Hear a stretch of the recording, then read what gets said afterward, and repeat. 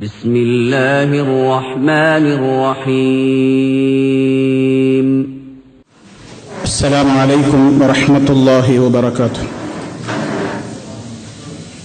إن الحمد لله نحمده ونستعينه ونستغفره ونعوذ بالله من شرور أنفسنا ومن سيئات أعمالنا.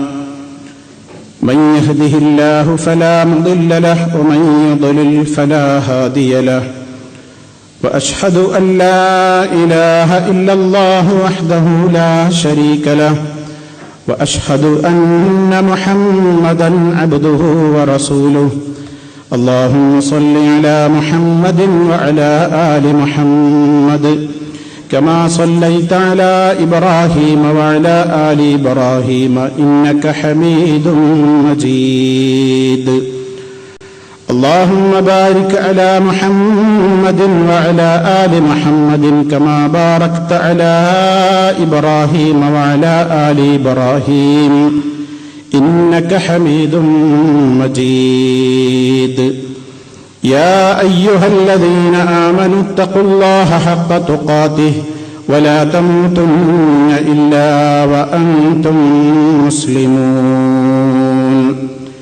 أما بعد فإن خير الكلام كلام الله وخير الهدي هدي محمد صلى الله عليه وسلم وشر الأمور محدثاتها وكل محدثة بدعة وكل بدعة ضلالة.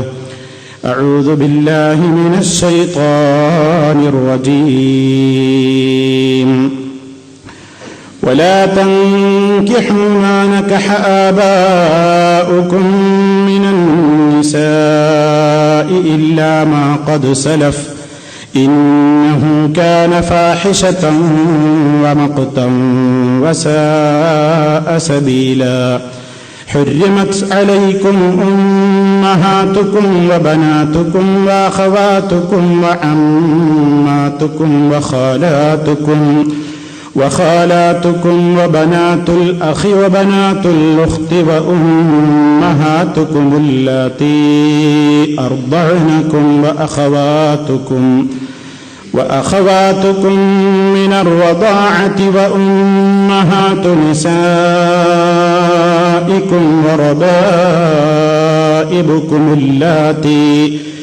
وربائبكم اللاتي في حجوركم من نسائكم اللاتي دخلتم بهن.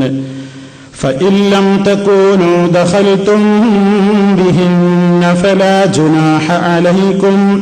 وحلائل أبنائكم الذين من أصلابكم وأن تجمعوا بين الأختين إلا ما قد سلف إن الله كان غفورا رحيما. സ്നേഹമുള്ള സത്യവിശ്വാസികളെ, വിശ്വാസിനികളെ, സഹോദരി സഹോദരന്മാരെ, സുഹൃത്തുക്കളെ, ഇസ്ലാമിക കുടുംബം എന്ന നമ്മുടെ പഠന പരമ്പരയിൽ വിവാഹാന്വേഷണത്തെ സംബന്ധിച്ചായിരുന്നു കഴിഞ്ഞ നമ്മുടെ അവസരത്തിൽ പ്രതിപാദിക്കപ്പെട്ടത്. വിവാഹബന്ധം ആരുമായെല്ലാം നമുക്ക് നിഷിദ്ധമാണ് എന്നതിനെ സംബന്ധിച്ച് ഇസ്ലാമിന്റെ പ്രമാണങ്ങൾ എന്തു പറയുന്നു എന്ന വിഷയത്തിലാണ് ഇന്ന് നമുക്ക് ഏതാനും കാര്യങ്ങൾ ഗ്രഹിക്കാനും മനസ്സിലാക്കാനുമുള്ളത്. എല്ലാ സ്ത്രീകളുമായും വിവാഹബന്ധം പാടില്ല. വിവാഹം ചെയ്യുന്നവന് നിഷിദ്ധമാവാത്ത സ്ത്രീകളെ മാത്രമേ വിവാഹം കഴിക്കാൻ പാടുള്ളൂ എന്നത് ഇസ്ലാമിന്റെ കണിശമായ തത്വമാണ്. അങ്ങനെ നിഷിദ്ധമാകുന്ന ബന്ധങ്ങൾ അല്പം വിശദീകരിക്കപ്പെടേണ്ടതുണ്ട്. ശാശ്വതമായി നിഷിദ്ധമാകുന്ന ബന്ധങ്ങളുണ്ട്. അതായത് ഒരു കാലത്തും അത്തരത്തിലുള്ള സ്ത്രീകളുമായി വിവാഹബന്ധത്തിൽ ഏർപ്പെടാൻ പാടില്ല ഒരാൾക്ക്. അങ്ങനെയുള്ള സ്ത്രീകളുണ്ട്, അഥവാ അതാണ് ശാശ്വതമായി നമുക്ക് വിവാഹം കഴിക്കൽ നിഷിദ്ധമായ ബന്ധങ്ങളുണ്ട് എന്ന് പറഞ്ഞത്. എന്നാൽ താൽക്കാലികമായി വിവാഹം ചെയ്യൽ നിഷിദ്ധമായ ബന്ധങ്ങളും ഉണ്ട്. ഇതോരോന്നും വേർതിരിച്ച് നമ്മൾ നന്നായി ഗ്രഹിക്കേണ്ട കാര്യങ്ങളുമാണ്. ശാശ്വതമായി നിഷിദ്ധമാകുവാൻ 3 കാരണങ്ങളാണ് നമ്മുടെ മുമ്പിൽ ഉണ്ടാവുക. 3 കാരണങ്ങളാൽ ഒരാൾക്ക് ഒരു സ്ത്രീയെ വിവാഹം കഴിക്കൽ കാലാകാലം നിഷിദ്ധമാണ്. അങ്ങനെ ശാശ്വതമായി നിഷിദ്ധമാവാനുള്ള കാരണങ്ങളിൽ ഒന്നാമത്തത് രക്തബന്ധമാണ്. അതല്ലെങ്കിൽ പാരമ്പര്യമായ കുടുംബബന്ധം എന്ന് നമുക്ക് പറയാം. രണ്ടാമത് വിവാഹ ബന്ധമാണ്, അതും നമുക്ക് വിശദീകരിക്കാനുണ്ട്. മൂന്നാമത്തേത് മുലകുടി ബന്ധത്തിലൂടെ ഉണ്ടാകുന്ന ആ റിലേഷൻ, ആ ബന്ധം, അത് കാരണത്താലും വിവാഹം നിഷിദ്ധമാകും. രക്തബന്ധം വഴി നിഷിദ്ധമാകുന്ന ബന്ധങ്ങൾ, വിവാഹബന്ധത്തിലൂടെ അതുപോലെ തന്നെ മുലയൂട്ടിയതിലൂടെ ഒക്കെ നിഷിദ്ധമാകുന്ന ബന്ധങ്ങൾ എല്ലാം അല്ലാഹു സുബ്ഹാനഹു വ തആല വിശുദ്ധ ഖുർആനിന്റെ 4-ാമത്തെ അധ്യായമായ സൂറത്തുൻ നിസായിലെ 22, 23 ആയത്തുകളിലൂടെ സവിസ്തരം പ്രതിപാദിച്ചിട്ടുണ്ട്. ആ ആയത്തുകളാണ് ഇതിന്റെ തുടക്കത്തിൽ നിങ്ങൾ കേട്ടുകഴിഞ്ഞത്. അല്ലാഹു വളരെ കൃത്യമായി പറയാണ്, ഹുർരിമത്ത് അലൈക്കും ഉമ്മഹാത്തുക്കും, നിങ്ങളുടെ മേൽ നിഷിദ്ധമാക്കപ്പെട്ടിരിക്കുന്നു. ആ നിഷിദ്ധമാക്കപ്പെട്ടവരുടെ പട്ടിക പറയുകയാണ്. നമുക്ക് വിവാഹം കഴിക്കൽ ഒരു കാലത്തും അനുവദനീയമല്ലാത്ത നിലക്ക് നിഷിദ്ധമാക്കപ്പെട്ട വിവാഹബന്ധങ്ങളാണ് പറയുന്നത്. ഒന്നാമതായി ഉമ്മഹാത്തുക്കും, നിങ്ങളുടെ ഉമ്മമാർ. സംശയമേതുമില്ല, നമ്മുടെ ഉമ്മമാരെ, ആ ഉമ്മമാരെന്ന് പറയുമ്പോൾ മുകളിലോട്ട് എത്ര പോയാലും ഉമ്മാമ, അതിന്റെ അപ്പുറത്തേക്ക് അങ്ങനെ പോയാൽ ഉമ്മ എന്ന സ്ഥാനത്തുള്ള ഉമ്മമാരെ വിവാഹം കഴിക്കാൻ പാടില്ല. രണ്ടാമതായി ബനാത്തുക്കും, നിങ്ങളുടെ പെൺമക്കൾ, സ്വന്തം മക്കളെ, പെൺമക്കളെ നിങ്ങൾക്ക് നിഷിദ്ധമാക്കപ്പെട്ടിരിക്കുന്നു. വാഹവാത്തുക്കും, നിങ്ങളുടെ സഹോദരിമാർ, നമ്മുടെ സഹോദരിമാർ നമുക്ക് നിഷിദ്ധമാണ്. വഅമ്മാത്തുക്കും, അഥവാ നിങ്ങളുടെ പിതൃ സഹോദരിമാർ, നമ്മുടെ പിതാവിന്റെ സഹോദരിമാർ, അമ്മായികൾ എന്ന് നമ്മൾ പറയുന്ന ആ വിഭാഗം ആളുകൾ. അഞ്ചാമതായി വഖാലാത്തുക്കും, നിങ്ങളുടെ മാതൃ സഹോദരിമാർ, നമ്മുടെ ഉമ്മയുടെ സഹോദരിമാർ, ഇളയുമ്മ, മൂത്തുമ്മ എന്നൊക്കെ നമ്മൾ പറയുന്ന ആ വിഭാഗം. ആറാമതായി ബനാത്തുൽ അഖി, സഹോദരപുത്രിമാർ, നമ്മുടെ സഹോദരന്റെ, ജ്യേഷ്ഠന്റെ, അനിയന്റെ ഒക്കെ മക്കള്. ബനാത്തുൽ ഉഖ്തി, സഹോദരിയുടെ പുത്രിമാരും, നമ്മുടെ പെങ്ങളുടെ, നമ്മുടെ ജ്യേഷ്ഠത്തിയുടെ അല്ലെങ്കിൽ നമ്മുടെ അനിയത്തിയുടെ മക്കൾ എന്നർത്ഥം. ഇതാണ് ഇസ്ലാം പറഞ്ഞ ആ രക്തബന്ധത്തിലൂടെ ശാശ്വതമായി നമുക്ക് വിവാഹം കഴിക്കൽ നിഷിദ്ധമാക്കപ്പെട്ട വിഭാഗത്തിലുള്ള ആളുകൾ. ഇനി വിവാഹബന്ധത്തിലൂടെ ഏതൊക്കെ നിഷിദ്ധമാകും, അതാണ് മറ്റൊരു കാര്യം. അതാണ് വിശുദ്ധ ഖുർആൻ പറയുന്ന ഉമ്മഹാത്തു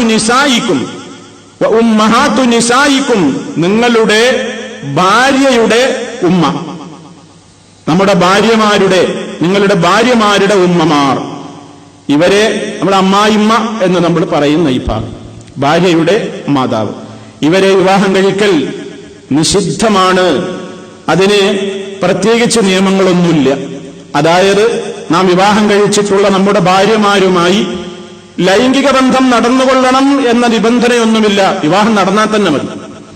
ഞാനൊരു സ്ത്രീയെ വിവാഹം കഴിച്ചു, ആ സ്ത്രീയുമായി ഞാൻ ലൈംഗിക ബന്ധമൊക്കെ നടക്കുന്നതിന്റെ മുമ്പ് തന്നെ അവളെ ത്വലാഖ് ചൊല്ലിയാൽ പോലും അവളുടെ ഉമ്മ ശാശ്വതമായി എനിക്ക് നിഷിദ്ധമാണ്.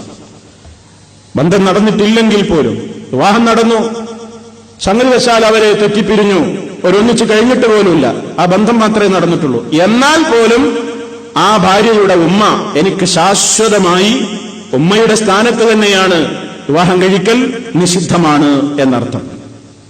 മറ്റൊന്ന് വറബായിബുകുമുല്ലാത്തി ഫീ ഹുജൂരികും മിൻ നിസായികുമുല്ലാത്തി ദഖൽതും ബിഹിന്ന. വറബായിബുകും, റബീബ എന്ന്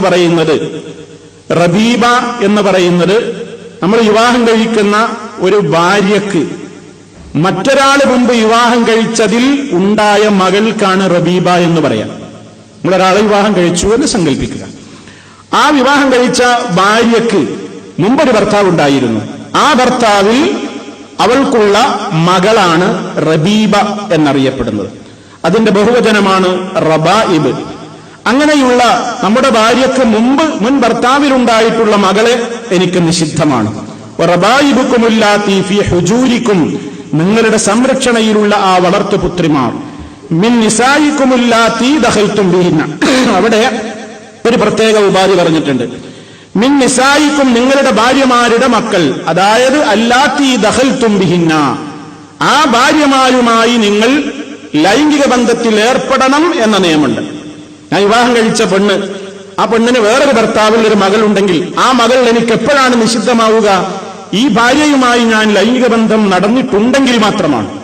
ഫഇല്ലം തകൂനൂ ദഖൽതും ബിഹിന്ന, എന്നാൽ നിങ്ങൾ അവരുമായി ലൈംഗിക ബന്ധത്തിൽ ഏർപ്പെട്ടിട്ടില്ലെങ്കിലോ, തലാഖ് ചൊല്ലി, എങ്കിൽ ഫലാ ജുനാഹ അലൈക്കും, നിങ്ങൾക്ക് ആ മകളെ, താൻ വിവാഹം കഴിച്ച ഈ ഭാര്യയിലുണ്ടായ ആദ്യ മകളെ നിങ്ങൾക്ക് വിവാഹം കഴിക്കുന്നതിന് കുറ്റമില്ല. അതാണ് ലൈംഗിക ബന്ധം ഇവിടെ നടന്നിട്ടില്ലാത്തതിന്റെ നിയമമാണ് ആ പറയുന്നത് എന്നർത്ഥം. ഇനി അടുത്തത് വഹലായിലു അബ്നായിക്കുമുല്ലദീന മിൻ അസ്ലാബിക്കും. വഹലായില്, ഹലീല, ഹലീല എന്ന് പറയുന്ന ഒരു സഹധർമ്മിണി. ആരുടെ സഹധർമ്മിണി? അല്ല അബ്നായിക്കും, നിങ്ങളുടെ പുത്രന്മാരുടെ സഹധർമ്മിണികളെ.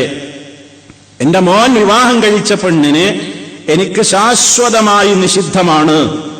അല്ലദീന മിൻ അസ്ലാബിക്കും, എങ്ങനത്തെ മോൻ? നിങ്ങളുടെ മുതുകുകളിൽ നിന്ന് പിറന്ന മോനായിരിക്കണം. എന്താണ് അങ്ങനെ പറയാൻ കാരണം? ദത്തുപുത്രനായുന്നത് കൊണ്ട് വിരോധമല്ല. അതായത് ജാഹിലിയ്യ കാലഘട്ടത്തിൽ ഒരു സമ്പ്രദായമുണ്ടായിരുന്നു. മക്കളില്ലാത്തവർ, വിവാഹം കഴിഞ്ഞിട്ട് മക്കളില്ലാത്തവർ ഏതെങ്കിലും ആൺകുട്ടിയെയോ പെൺകുട്ടിയെയോ ഒക്കെ ദത്തെടുക്കും. അങ്ങനെ ദത്തെടുത്ത് വളർത്തുന്ന ആ ദത്തുപുത്രന്മാർ സ്വന്തം പുത്രന്മാരെ പോലെയാണ് കണക്കാക്കപ്പെട്ടിരുന്നത്. ബാപ്പയുടെ പേര് ചോദിച്ചാൽ ഈ ദത്തെടുത്തയാളിലേക്കാണ് ചേർത്ത് പറഞ്ഞിരുന്നത് ആ കാലഘട്ടത്തിൽ. നമുക്കറിയാം, മഹാനായ മുഹമ്മദ് റസൂലുള്ളാഹി സ്വല്ലല്ലാഹു അലൈഹി വസല്ലം അവിടുന്ന് സെയ്ദ് ബിൻ ഹാരിസ എന്ന് പറയുന്ന സെയ്ദ് റളിയല്ലാഹു അൻഹുവിനെ ദത്തെടുക്കുകയുണ്ടായി. എന്നിട്ട് ആ സെയ്ദ് റളിയല്ലാഹു തആല അൻഹു അറിയപ്പെട്ടിരുന്നത് ഏത് പേരിലായിരുന്നു? സെയ്ദ് ബിൻ മുഹമ്മദ് എന്നാണ് വിളിക്കപ്പെട്ടിരുന്നത്. അതായത് മുഹമ്മദ് നബി സല്ലല്ലാഹു അലൈഹി വസല്ലമിന്റെ പോറ്റുമകനായ സെയ്ദിനെ മുഹമ്മദ് സല്ലല്ലാഹു അലൈഹി വസല്ലമിന്റെ മകൻ എന്ന നിലക്ക് ചേർത്തുകൊണ്ടാണ് വിളിച്ചിരുന്നത്, സെയ്ദ് ബിൻ മുഹമ്മദ്. പക്ഷേ ഇസ്ലാമിന്റെ നിയമം പിൽക്കാലത്ത് അത് നിരോധിച്ചു. അങ്ങനെ ദത്ത് സമ്പ്രദായം ഇസ്ലാം വിരോധിച്ചു. അങ്ങനെ ദത്തെടുത്തതുകൊണ്ട് അവർ നിങ്ങളുടെ മകനാവുകയില്ല, അവരെ നിങ്ങളിലേക്ക് ചേർത്ത് പറയാൻ പാടില്ല. വിശുദ്ധ ഖുർആൻ അത് ഗൗരവത്തോടുകൂടെ തന്നെ പറഞ്ഞു. എന്ത്? വമാ ജഅല അദ്ഇയാഅകും അബ്നാഅകും ദാലികും ഖൗലുകും ബിഅഫ്വാഹികും വല്ലാഹു യഖൂലുൽ ഹഖ്ഖ വഹുവ യഹ്ദിസ് സബീൽ ഉദ്ഉഹും ലിആബാഇഹിം ഹുവ അഖ്സതു ഇൻദല്ലാഹ് ഫഇൻ ലം തഅലമൂ ആബാഅഹും ഫഇഖ്വാനുകും ഫിദ്ദീനി ഔ മവാലീകും. സൂറത്തുൽ അഹ്സാബ് 4-5 ആയത്തുകൾ. ഇവിടെ എന്താണ് അള്ളാഹു പറയുന്നത്? ആ കാലഘട്ടത്തിൽ ഉണ്ടായിരുന്ന സമ്പ്രദായം നമ്മൾ മനസ്സിലാക്കണം. ദത്തുപുത്രന്മാരെ സ്വന്തം മക്കളെ പോലെ കണ്ടിരുന്ന സമൂഹം. അവർക്ക് അനന്തര സ്വത്ത് കൊടുത്തിരുന്നു. അതുപോലെ തന്നെ മകൻ എന്ന പരിഗണനയായിരുന്നു എല്ലാ അർത്ഥത്തിലും ഉണ്ടായിരുന്നത്. പേര് വരെ ദത്തെടുത്ത വ്യക്തിയിലേക്ക് ചേർത്താ വിളിച്ചിരുന്നത്. അത് മനസ്സിലാക്കാനാണ് ഞാൻ പറഞ്ഞത്. നബി സല്ലല്ലാഹു അലൈഹി വസല്ലമിന്റെ വളർത്തുപുത്രനായ സെയ്ദ് അറിയപ്പെട്ടത് സെയ്ദ് ബിൻ മുഹമ്മദ് എന്നായിരുന്നു എന്ന് വിശുദ്ധ ഖുർആൻ വളരെ കൃത്യമായി തന്നെ പിന്നീട് ആ നിയമത്തെ വിരോധിക്കുകയാണ് ചെയ്തത്. അതാണ് ഇവിടെ അള്ളാഹു പറയുന്നത്, വമാ ജഅല അദ്ഇയാഅകും അബ്നാഅകും. ദഈന്റെ ബഹുവചനമാണ് അദ്ഇയാ. നിങ്ങളുടെ ദത്തുപുത്രന്മാരെ അള്ളാഹു ആക്കിയിട്ടുമില്ല, അബ്നാഅകും, നിങ്ങളുടെ സ്വന്തം പുത്രന്മാരാക്കിയിട്ടില്ല. നിങ്ങൾ അങ്ങനെ പറഞ്ഞുകൊണ്ട് കാര്യമില്ല. ദത്തുപുത്രന്മാര് നിങ്ങളുടെ മക്കളല്ല. അത് ദാലികും ഖൗലുകും ബിഅഫ്വാഹികും, അത് നിങ്ങളുടെ വായകൾ കൊണ്ടുള്ള വെറും വർത്തമാനം മാത്രമാണ്. എന്റെ മോനാണ്, എന്റെ മോളാണ്, അല്ലെങ്കിൽ എന്നൊക്കെ പറയുന്നത് അതൊക്കെ നിങ്ങളുടെ വെറും വർത്താനം മാത്രമാണ്. അതുകൊണ്ട് തങ്ങളങ്ങനെ പറഞ്ഞതുകൊണ്ട് നിങ്ങളെ മകനും മകളൊന്നും ആവില്ല, അങ്ങനെ ചേർത്ത് വിളിക്കാനും പാടില്ല. വല്ലാഹു യഖൂലുൽ ഹഖ്ഖ, അല്ലാഹു സത്യമാണ് പറയുന്നത്. വഹുവ യഹ്ദിസ് സബീൽ, അവനാണ് നേർവഴിയിലേക്ക് നയിക്കുന്നത്. അതുകൊണ്ട് ഉദ്ഉഹും ലിആബാഇഹിം, നിങ്ങൾ അവരെ വിളിക്കണേ. ലിആബാഇഹിം, അവരുടെ പിതാക്കളിലേക്ക് ചേർത്തുകൊണ്ട് മാത്രമേ വിളിക്കാവൂ. അതുകൊണ്ട് അവരുടെ പിതാക്കൾ ആരാണെന്ന് അറിയപ്പെട്ടിട്ടുണ്ടെങ്കിൽ ആ പിതാക്കളിലേക്ക് ചേർത്തുകൊണ്ടേ നിങ്ങൾ അവരെ എന്ത് ചെയ്യാവൂ, വിളിക്കാൻ പാടുള്ളൂ. ഹുവ അഖ്സതു ഇൻദല്ലാഹ്, അതാണ് അള്ളാഹുവിന്റെ അടുക്കൽ ഏറ്റവും നീതിപൂർണമായ നിലപാട് അതാണ്. ഇനി ഫഇല്ലം തഅലമൂ ആബാഅഹും, ഇനി ആ മക്കളുടെ പിതാക്കളാരാണെന്ന് നിങ്ങൾക്കറിയില്ലെങ്കിൽ ഫയഖ്വാനുക്കും ഫിദ്ദീൻ, എങ്കിൽ അവൾ മതത്തിൽ നിങ്ങളുടെ സഹോദരന്മാരായിട്ട് കണക്കാക്കണം. ഔ മവാലീക്കും, അല്ലെങ്കിൽ നിങ്ങളുടെ ബന്ധപ്പെട്ടവരുമായിട്ടല്ലാതെ നിങ്ങൾ പരിചയപ്പെടുത്തരുത്. അതിന്റെ ബന്ധുവാണ്, മൗലയാണ്. അതല്ലെങ്കിൽ ഇസ്ലാമിലെ എന്റെ അഖാണ്, ദീനിലുള്ള എന്റെ സഹോദരനാണ് എന്നൊക്കെ അല്ലാതെ എന്റെ മോനാണ്, അത് ഇന്നയാളുടെ മകനാണ് എന്ന് പറയാൻ പാടില്ല. അങ്ങനെയുള്ള സമ്പ്രദായം ഇസ്ലാം എന്ത് ചെയ്തു? അതിനെ വിരോധിക്കുകയാണ് ചെയ്തത്. അപ്പോ ആ കാലഘട്ടത്തിൽ ദത്തുപുത്രനെ സ്വന്തം മക്കളെ പോലെ കണക്കാക്കിയിരുന്നത് കൊണ്ട് ദത്തുപുത്രന്മാര് വിവാഹം കഴിച്ച പെൺകുട്ടിയെ, ആ പെൺകുട്ടിയെ വിവാഹമോചനം ചെയ്താലും ഈ ദത്തെടുത്ത ആൾക്ക് വിവാഹം കഴിക്കാൻ പാടില്ലായിരുന്നു. കാരണം എന്താ? അവരുടെ സമീപനം അനുസരിച്ചത് മകൾ എന്നല്ലേ, ഇത് മകനാണ്. ഒരു കണക്കാക്കുന്നത് മകനാണ്. മകനാകുമ്പോ മകൻ കെട്ടിയ ഭാര്യ നിഷിദ്ധാണല്ലോ, അതുകൊണ്ടത് മകളുമാണ് എന്നതായിരുന്നു. അത് ഇസ്ലാം നിരോധിച്ചു. അതാണ് നബി സല്ലല്ലാഹു അലൈഹി വസല്ലമിലൂടെ തന്നെ ആ നിയമം പൊളിച്ചെഴുതി ലോകത്തിന് പഠിപ്പിച്ചു കൊടുത്തു. മഹാനായ നബി സല്ലല്ലാഹു അലൈഹി വസല്ലമിന്റെ വളർത്തുപുത്രൻ സെയ്ദ് റളിയല്ലാഹു അൻഹു, അവിടത്തേക്ക് നബി സല്ലല്ലാഹു അലൈഹി വസല്ലം തന്നെ ഇടപെട്ട് കഴിച്ചു കൊടുത്ത നിക്കാഹായിരുന്നു, വിവാഹമായിരുന്നു സൈനബ റളിയല്ലാഹു അൻഹയുമായിട്ടുള്ള വിവാഹം. അങ്ങനെ സെയ്ദും സൈനബയും റളിയല്ലാഹു അൻഹുമാ, അവർ രണ്ടാളും വിവാഹം കഴിച്ചു. വിവാഹിതരായി സ്വാഭാവികമായും അവർക്കിടയിൽ സ്വരച്ചേർച്ചയില്ലാതെ വന്നു. അവർക്കിടയിൽ പിണക്കങ്ങൾ സ്വാഭാവികമായി അത് വളർന്നു, കൂടുതലായി. പ്രവാചകൻ സെയ്ദ് റളിയല്ലാഹു തആല അൻഹുവിന്റെ അടുക്കൽ, പ്രവാചകന്റെ അടുക്കൽ സെയ്ദ് റളിയല്ലാഹു തആല അൻഹു വന്നുകൊണ്ട് പലപ്പോഴും പറഞ്ഞു, പ്രവാചകരെ, മുന്നോട്ട് പോകൂല, ഞാനും അവരുമായിട്ട് ഒത്തുപോകൂല. നബി സല്ലല്ലാഹു അലൈഹി വസല്ലം പറഞ്ഞു നോക്കി, അംസിക അലൈക സൗജക്, ഭാര്യയെ നീ നിലനിർത്ത്, സാരല്ല, ശരിയായിക്കോളും എന്നൊക്കെ പറഞ്ഞു നോക്കി. വീണ്ടും പൊട്ടലും ചീറ്റലും തന്നെയാണ്. ആ ദാമ്പത്യ ജീവിതം മുന്നോട്ട് പോകില്ലെന്ന് ഉറപ്പായി. ആ ഘട്ടത്തിൽ അല്ലാഹു സുബ്ഹാനഹു വ തആല നബി സല്ലല്ലാഹു അലൈഹി വസല്ലമിന് അറിയിപ്പ് കൊടുത്തു. എന്ത്? അങ്ങനെ സെയ്ദ് അവരെ വിവാഹമോചനം നടത്തിക്കഴിഞ്ഞാൽ നിങ്ങൾക്ക് നാം അവരെ വിവാഹം കഴിച്ചു തരുന്നതാണ്. അങ്ങനെ നബി സല്ലല്ലാഹു അലൈഹി വസല്ലം എന്ത് ചെയ്തു? സെയ്ദ് സ്വാഭാവികമായും സൈനബുമായുള്ള റളിയല്ലാഹു അൻഹ അവരുമായിട്ടുള്ള ദാമ്പത്യ പൊരുത്തക്കേട് കൊണ്ട് സൈനബ റളിയല്ലാഹു തആല അൻഹയെ തലാഖ് ചൊല്ലിയപ്പോൾ മഹാനായ റസൂലുള്ളാഹി സ്വല്ലല്ലാഹു അലൈഹി വസല്ലം ആരെ വിവാഹം കഴിച്ചു? സൈനബ റളിയല്ലാഹു തആല അൻഹയെ വിവാഹം കഴിച്ചു. അതുകൊണ്ട് സൈനബ ബീവി നമ്മുടെ എല്ലാം ഉമ്മയാണ്, ലോക മുസ്ലിമീങ്ങളുടെ മുഅ്മിനീങ്ങളുടെ മുഴുവൻ ഉമ്മയാണ്. അല്ലാഹു അവരുടെ കൂടെ സ്വർഗ്ഗത്തിൽ എത്തിച്ചേരാൻ നമുക്ക് തൗഫീക്ക് നൽകുമാറാകട്ടെ. അപ്പൊ ആ ഉമ്മ, അങ്ങനെ അവരാ സൈനബ റളിയല്ലാഹു തആല അൻഹയെ നബി സല്ലല്ലാഹു അലൈഹി വസല്ലം വിവാഹം കഴിച്ചപ്പോ ആളുകളൊക്കെ കളിയാക്കാനും പരിഹസിക്കാനും തുടങ്ങി. മുഹമ്മദ് പറയുന്നത് മകന്റെ ഭാര്യനെ കല്യാണം കഴിക്കാൻ പാടില്ല, മുഹമ്മദിന്റെ പണി ചെയ്യുകയും ചെയ്തു. സൈനബ റളിയല്ലാഹു തആല അൻഹയെ വിവാഹം കഴിച്ചതിന്റെ പേരിൽ അവിടുത്തെ ആക്ഷേപിക്കുകയുണ്ടായി. അപ്പൊ ആ ഘട്ടത്തിലൊക്കെ അല്ലാഹു ആ നിയമം അതങ്ങനെയല്ല, അത് മകനല്ല, ശരിക്കുള്ള മകനല്ല. ദാലികും ഖൗലുകും ബിഅഫ്വാഹികും, അത് നിങ്ങളുടെ വായ കൊണ്ടുള്ള കേവലം വർത്തമാനം മാത്രമാണ്, അതുകൊണ്ടൊന്നും മകനാവില്ല. ആ മകൻ വിവാഹം കഴിച്ചിട്ടുള്ള മകളെ തലാഖ് ചൊല്ലപ്പെട്ട് കഴിഞ്ഞാൽ നിങ്ങൾക്ക് വിവാഹം കഴിക്കുന്നതിന് വിരോധവുമില്ല. അതുകൊണ്ടാണ് വിശുദ്ധ ഖുർആൻ ഇവിടെ ഒരു ക്രോസ് പറഞ്ഞത്. എന്ത്? വഹലായിലു അബ്നായിക്കും, നിങ്ങളുടെ മക്കളുടെ ഭാര്യമാരെ നിങ്ങൾ വിവാഹം കഴിക്കാൻ പാടില്ല. അതായത് അല്ലദീന മിൻ അസ്ലാബിക്കും എന്ന് പറയാൻ കാരണം, മിൻ അസ്ലാബിക്കും, നിങ്ങളുടെ മുതുകുകളിൽ നിങ്ങളുടെ ബീജത്തിൽ നിന്ന് പിറന്ന മക്കളുടെ ഭാര്യമാര് മാത്രമാണ് നിങ്ങൾക്ക് നിഷിദ്ധം. അതല്ലാതെ നിങ്ങൾ മക്കളാണ് എന്ന് പറഞ്ഞു നടക്കുന്ന പോറ്റുമക്കളുടെ ആ ഭാര്യമാരെയല്ല. അതുകൊണ്ടാണ് മിന്നസ്ലാബിക്കും എന്ന് കൃത്യമായിട്ട് പറയാൻ കാരണം. ഇനി സഹോദരന്മാരെ, അതേപോലെ തന്നെ വിശുദ്ധ ഖുർആൻ പറഞ്ഞിട്ടുണ്ട്, പിതാവിന്റെ ഭാര്യയെ വിവാഹം കഴിക്കാൻ പാടില്ല. പിതാവിന്റെ ഭാര്യ അറിയുമ്പോൾ നമ്മുടെ ഉമ്മാന്റെ സ്ഥാനല്ലേ, നമ്മളെ പെറ്റുമ്മയല്ല. ഇപ്പൊ പിതാവ് വേറെ കല്യാണം കഴിച്ചാൽ ജാഹിലിയത്തിലുണ്ടായിരുന്ന വിവാഹങ്ങളാണ് അതൊക്കെ. അതുകൊണ്ട് ഖുർആൻ പറഞ്ഞു, വലാ തൻകിഹൂ, നിങ്ങൾ നിക്കാഹ് കഴിക്കാൻ പാടില്ല, മാ നകഹ ആബാഉകും മിനൻ നിസാ, നിങ്ങളുടെ പിതാക്കൾ വിവാഹം കഴിച്ചിട്ടുള്ള സ്ത്രീകളെ അവരുടെ മരണശേഷമോ അതല്ലെങ്കിൽ ബാപ്പ തലാഖ് ചൊല്ലിയാലോ നിങ്ങൾ വിവാഹം കഴിക്കാൻ പാടില്ല തന്നെ. ഇല്ലാ മാ ഖദ് സലഫ, മുമ്പ് കഴിഞ്ഞു പോയതൊഴികെ. മുമ്പ് കഴിഞ്ഞു പോയത് കഴിഞ്ഞുപോയി, അതിലുള്ള മക്കളെ ജാരസന്താനായിട്ടൊന്നും കൂട്ടണ്ട. അത് ഇസ്ലാം ചെയ്യുന്നൊരു കാര്യം. പണ്ടങ്ങനെ നടന്നു പോയി കഴിഞ്ഞാൽ അതിലുണ്ടായ മക്കളെ ജാരസന്താനം എന്ന് വിളിക്കേ, അല്ലെങ്കിൽ അവർക്ക് അവകാശം കൊടുക്കാതിരിക്കുകയൊന്നും വേണ്ട. കഴിഞ്ഞതങ്ങനെ കഴിഞ്ഞു. പക്ഷെ നിയമം ഇങ്ങനെയാണ്, പാടില്ല.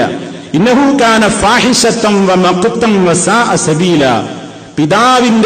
പിതാവ് കല്യാണം കഴിച്ചവരെ മക്കൾ കല്യാണം കഴിക്കുന്നതിനെ പറ്റി വിശുദ്ധ ഖുർആൻ എന്താ പറഞ്ഞത്? ഇന്നഹു കാന ഫാഹിശത്തൻ, അത് നീചമായ ഇടപാടാണ്, നീചവൃത്തിയാണത്. വമഖ്തൻ, അത് കോപിക്കപ്പെടുന്ന, കോപത്തിന് വിധേയമാകുന്ന സംഗതിയാണ്. വസാഅ സബീല, മാർഗത്താൽ വളരെ ദുഷിച്ച ഏർപ്പാടുമാണ്. അത് ബാപ്പയും ആ സ്ത്രീയും തമ്മിൽ ലൈംഗിക ബന്ധമുണ്ടായിട്ടില്ലെങ്കിൽ പോലും നിഷിദ്ധമാണ്. ബാപ്പ കല്യാണം കഴിച്ചിട്ടേ ഉള്ളൂ, അവർ തമ്മിൽ വീട് കൂടിയിട്ടൊന്നുമില്ല, അപ്പോഴേക്ക് തൊലാക്കിയല്ലേ, എന്നാ പിന്നെ മകൻ എടുക്കാൻ പാടുണ്ടോ? ഇല്ല, ഒരു കാലത്തും പാടില്ല. അവർ തമ്മിൽ വിവാഹബന്ധം നടന്നു എന്ന് മാത്രം മതി. ഒരു ലൈംഗിക ബന്ധം ഉണ്ടാവട്ടെ ഇല്ലാതിരിക്കട്ടെ, ശാശ്വതമായി ആ ബന്ധം നിഷിദ്ധമാകുന്നു. ജാഹിലിയ്യ കാലത്ത് ഇതൊക്കെ നടപ്പിലുണ്ടായിരുന്നു. അതുകൊണ്ട് ഇങ്ങനെ ഒരു നിക്കാഹ് കഴിഞ്ഞാൽ, അന്ന് പണ്ട് നിക്കാഹ് മുഖീത്ത് എന്ന് ആ കാലത്ത് പോലും പറഞ്ഞിരുന്നു. വെറുക്കപ്പെട്ട, മോശപ്പെട്ട, അയ്യേ എന്ന് അവർക്കിടയിൽ പോലും സംസാരമുണ്ടായിരുന്ന ഒരു വിവാഹ രീതിയായിരുന്നു അത്. അതുകൊണ്ട് തന്നെ അതിൽ ജനിക്കുന്ന കുട്ടിയെ മുഖീത്ത എന്നായിരുന്നു വിളിക്കപ്പെട്ടിരുന്നത്. വെറുക്കപ്പെട്ട ബന്ധത്തിലൂടെ ഉണ്ടായ കുട്ടി. അങ്ങനെ എല്ലാവരും മോശത്തോടുകൂടെയാണ് അന്ന് പോലും കണ്ടിരുന്നത്. അതുകൊണ്ട് എല്ലാ അർത്ഥത്തിലും ഇത് മ്ലേച്ഛമാണ്. വ്യഭിചാരത്തെക്കുറിച്ച് പറഞ്ഞിടത്ത് ഇന്നഹു കാന ഫാഹിശത്തൻ വസാഅ സബീല എന്നേ പറഞ്ഞുള്ളൂ. അത് മ്ലേച്ഛമാണ്, മാർഗത്താൽ ദുഷിച്ചതാണെന്ന് പറഞ്ഞു. ഇവിടെ അത് മാത്രമല്ല പറഞ്ഞത്, ഇന്നഹു കാന ഫാഹിശത്തൻ വമഖ്തൻ വസാഅ സബീല എന്നാ പറഞ്ഞത്. ഇമാം റാസി റഹ്മഹുല്ലാഹ് അദ്ദേഹത്തിന്റെ തഫ്സീറിൽ ചില കാര്യങ്ങൾ ഇതോടനുബന്ധിച്ച് അദ്ദേഹം ചേർത്ത് എഴുതി. എന്താ അദ്ദേഹം പറയുന്നത്? മറാത്തിബുൽ ഖുബ്ഹി സലാസുൻ, വൃത്തികേടിന്റെ പദവികൾ 2-3 നിലക്കുണ്ട്. 2-3 നിലക്ക് കാര്യങ്ങൾ മ്ലേച്ഛമായി തീരും. ഒന്ന് അൽ ഖുബ്ഹുൽ അഖ്ലി, ബുദ്ധിപരമായി മ്ലേച്ഛം. വൽ ഖുബ്ഹുൽ ശർഇ, മതപരമായ നിലക്ക് മ്ലേച്ഛം. വൽ ഖുബ്ഹുൽ ആദി, ആചാരപരമായിട്ട് നോക്കുകയാണെങ്കിലും മ്ലേച്ഛം. ഈ നിക്കാഹിനെ അല്ലാഹു ഇത് 3 എണ്ണിയിട്ടുണ്ട്. ഫാഹിശത്താണെന്ന് പറഞ്ഞു, അത് ബുദ്ധിപരമായിട്ടുള്ള മ്ലേച്ഛതയെ സൂചിപ്പിക്കുന്നു. മഖ്ത് എന്ന് പറഞ്ഞു, അത് ശർഈയായിട്ട് വെറുക്കപ്പെട്ടതും നിരോധിക്കപ്പെട്ടതും എന്നത് തന്നെ അറിയിക്കുന്നു. വസാഅ സബീല എന്ന് പറഞ്ഞു, ആചാരപരമായും മാർഗത്താലും വളരെ ദുഷിച്ചതാണ് എന്ന് അതിലൂടെയും വളരെ കൃത്യമായി മനസ്സിലാക്കുവാൻ സാധിക്കും. അങ്ങനെ ചരിത്രത്തിൽ എടുത്ത് പരിശോധിച്ചു നോക്കിയാൽ പലപ്പോഴും അങ്ങനെ പല സമ്പ്രദായങ്ങളും നിലനിന്നിരുന്നു എന്ന് വിശുദ്ധ ഖുർആൻ വ്യാഖ്യാതാക്കൾ രേഖപ്പെടുത്തുന്നതും കാണാൻ സാധിക്കും. കാന റജുൽ, ഒരാൾ ഇദാ തൂഫിയ അൻ ഇംറഅതിഹി, അയാളുടെ ഭാര്യ നിലനിൽക്കെ അയാൾ മരിച്ചുപോയാൽ, കാന ഇബ്നുഹു അഹഖ ബിഹാ അൻ യൻകിഹഹാ ഇദാ ശാഅ, അയാളുടെ മോനായിരുന്നു പിന്നെ ആ ഉമ്മാനെ കൈകാര്യം ചെയ്യാൻ, നിക്കാഹ് ചെയ്യാൻ ഏറ്റവും അർഹതപ്പെട്ടത് ജാഹിലിയ്യത്തിൽ. ഇല്ലം തക്കും ഉമ്മഹു, അവന്റെ സ്വന്തം ഉമ്മയെല്ലാം ഞാൻ വിവാഹം കഴിക്കും. സ്വന്തം പെറ്റുമ്മയാണെങ്കിലേ ഒഴിവാക്കുള്ളൂ, അല്ലെങ്കിൽ വിവാഹം കഴിക്കും. ഔ യുൻകിഹാ മൻഷ, അല്ലെങ്കിൽ ഇഷ്ടമുള്ളവർക്ക് കല്യാണം കഴിപ്പിച്ചു കൊടുക്കേണ്ട വലിയവൻ ആരാ? ഈ മകനായിട്ടാ കണക്കാക്കിയിരുന്നത്. അങ്ങനെ ഫലമ്മാ മാത അബൂ ഖൈസ് ബിനുൽ അസ്ലത്ത്, അബൂ ഖൈസ് വഫാത്തായപ്പോൾ, മരിച്ചപ്പോൾ അദ്ദേഹത്തിന്റെ മോൻ എന്ത് ചെയ്തു? ബാപ്പന്റെ ആ ഭാര്യയെ അഥവാ ഉമ്മയുടെ സ്ഥാനത്തുള്ളവരെ നിക്കാഹ് കഴിക്കുകയും അവർക്ക് ചെലവിന് കൊടുക്കാതിരിക്കുകയും അനന്തര സ്വത്തൊന്നു പോലും കൊടുക്കാതിരിക്കുകയും ചെയ്തപ്പോ അവര് നബി സല്ലല്ലാഹു അലൈഹി വസല്ലമിന്റെ അടുക്കലേക്ക് വന്നു. നിക്കാഹ് കഴിക്കാനുള്ള അവകാശം ആ മകൻ നേടിയെടുത്തു. ചെലവിനൊന്നും കൊടുത്തില്ല, അനന്തരാവകാശം കൊടുത്തതുമില്ല. അങ്ങനെ ഈ സ്ത്രീ എന്ത് ചെയ്തു? നബി സല്ലല്ലാഹു അലൈഹി വസല്ലമിന്റെ അടുക്കലേക്ക് പരാതിയുമായിട്ട് ചെന്നു.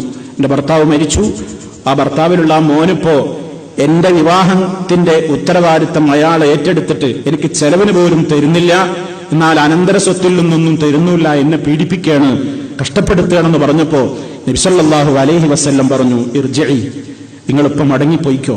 ലഅല്ലല്ലാഹ യുൻസിലു ഫീകി ശൈആ, അല്ലാഹു നിങ്ങളുടെ കാര്യത്തിൽ ഒരു തീരുമാനം ഇറക്കും, ആശ്വസിച്ചോളൂ. ഫനസലത്തില്ലായ, അപ്പോഴാണ് ഈ വചനം അവതരിപ്പിക്കുന്നത്, ശാശ്വതമായി ഹറാമാക്കിക്കൊണ്ടുള്ള വചനം. വലാ തൻകിഹു മാ നകഹ ആബാഉകും മിനൻ നിസാഇ ഇല്ലാ മാ ഖദ് സലഫ്.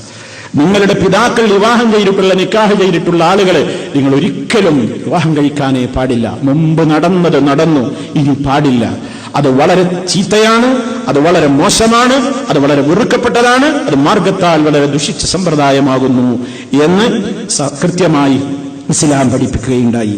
അപ്പൊ ഇസ്ലാം ഏതെല്ലാം ദുഷിച്ച ഏർപ്പാടുകളുണ്ടോ അതൊക്കെ നിഷിദ്ധമാക്കിയിരിക്കുകയാണ്. ഈ ഖുർആൻ പറയുന്നു, വഅൻ തജ്മഉ ബൈനൽ ഉഖ്തൈനി ഇല്ലാ മാ ഖദ് സലഫ്, വഅൻ തജ്മഉ ബൈനൽ ഉഖ്തൈനി ഇല്ലാ മാ ഖദ് സലഫ്. രണ്ട് സഹോദരിമാർക്കിടയിൽ നിങ്ങൾ ഒരുമിച്ച് കൂട്ടാനും പാടില്ല. ഒരു പെണ്ണിനെ വിവാഹം കഴിക്കുക, അവളെ ഏട്ടത്തെയോ അല്ലെങ്കിൽ അനിയത്തെയോ വിവാഹം കഴിക്കുക, രണ്ടാളെ ഒരുമിച്ച്. വഅൻ തജ്മഉ ബൈനൽ ഉഖ്തൈൻ ഇല്ലാ മാ ഖദ് സലഫ്, അത് മുമ്പ് കഴിഞ്ഞത് കഴിഞ്ഞു, ഇനി പറ്റൂല. ഇന്നല്ലാഹ കാന ഗഫൂറർ റഹീമ, അല്ലാഹു ഏറെ പൊറുക്കുന്നവനും കരുണ ചെയ്യുന്നവനുമാകുന്നു. അതിന്റെ ഇടയ്ക്ക് ഇസ്ലാം പറഞ്ഞതാണ്, വഉമ്മഹാതുകുമുല്ലാതീ അർദഅനകും വഅഖവാതുകും മിനർ റദാഅ, വഉമ്മഹാതുകുമുല്ലാതീ അർദഅനകും, നിങ്ങൾക്ക് മുലയൂട്ടിയിട്ടുള്ള നിങ്ങളുടെ ഉമ്മമാരെ നിങ്ങൾ വിവാഹം കഴിക്കാൻ പാടില്ല. ശാശ്വതമായി നിങ്ങൾക്ക് നിഷിദ്ധമായ ബന്ധമാണത്. നിങ്ങൾക്ക് മുലയൂട്ടിയ നിങ്ങളുടെ മാതാക്കൾ, ഉമ്മഹാത്തുക്കുമുല്ലാത്തി അർദഅനകും, നിങ്ങൾക്ക് മുലയൂട്ടിയ നിങ്ങളുടെ മാതാക്കൾ നിങ്ങളുടെ ഉമ്മമാരാണ്, നിങ്ങളുടെ ഉമ്മയുടെ സ്ഥാനത്താണത്. ആ സ്ത്രീയുടെ ഭർത്താവ് നിങ്ങളുടെ ഉപ്പയുടെ സ്ഥാനത്താണ്. വിവാഹബന്ധം അല്ല, ആ മുലകുടി ബന്ധത്തിലൂടെ നിങ്ങൾക്ക് എന്തൊക്കെ നിഷിദ്ധമാകും? രക്തബന്ധത്തിലൂടെ നിഷിദ്ധമാകുന്ന എല്ലാ ബന്ധങ്ങളും ഈ മുലയൂട്ടിയ ബന്ധത്തിലൂടെയും സ്ഥാപിക്കപ്പെടും. അത് വിശുദ്ധ ഖുർആൻ പറയണത് അറബികളിൽ പണ്ടേ നിലനിന്നിരുന്നൊരു സമ്പ്രദായം, ഇപ്പോഴാണിത് കുറച്ച് കുറഞ്ഞു വന്നത്. പണ്ട് ഒരു കുഞ്ഞ് ജനിച്ചു കഴിഞ്ഞാൽ ഉമ്മമാരൊക്കെ അധികം പലപ്പോഴും ആ ഉമ്മമാര് മുലയൂട്ടുന്നതിന് പകരം പലപ്പോഴും ഗ്രാമീണ ദേശങ്ങളിലുള്ള മറ്റ് പല കാരണങ്ങളാൽ പലയിടങ്ങളിലുമുള്ള ഇങ്ങനെ പോറ്റുമ്മമാരെ, വളർത്തുമ്മമാരെ മുലയൂട്ടാൻ വേണ്ടി ഏൽപ്പിക്കുന്ന സമ്പ്രദായമുണ്ട്.